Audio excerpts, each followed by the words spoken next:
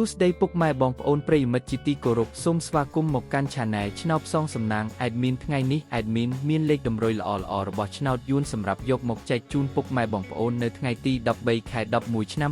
2025 នេះ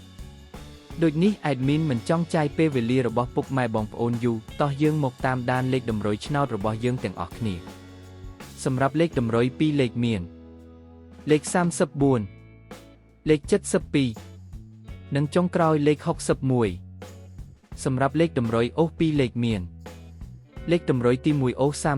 30និងលេខតម្រុយចុងក្រោយអូស70សម្រាប់លេខតម្រុយ3លេខមាន340គុណនិង785គុណ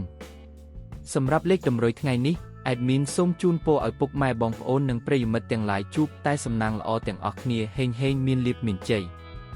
ជាចុងក្រោយសូមកុំភ្លេចជួយចុច Subscribe និង Comment ហើយដាក់សញ្ញារូបកណ្ដឹងដើម្បីជាការផ្ដល់កម្លាំងចិត្តមកកាន់ Admin ជាពិសេសងាយស្រួលតាមដានវីដេអូថ្មីៗនិងលេខតម្រុយល្អៗជាប្រចាំថ្ងៃជាមួយ Admin សូមគោរពលាពុកម៉ែបងប្អូនពី Admin ឆ្នោតផ្សងសំណាងសូមសំណាងល្អទាំងអស់គ្នាសូមអរគុណ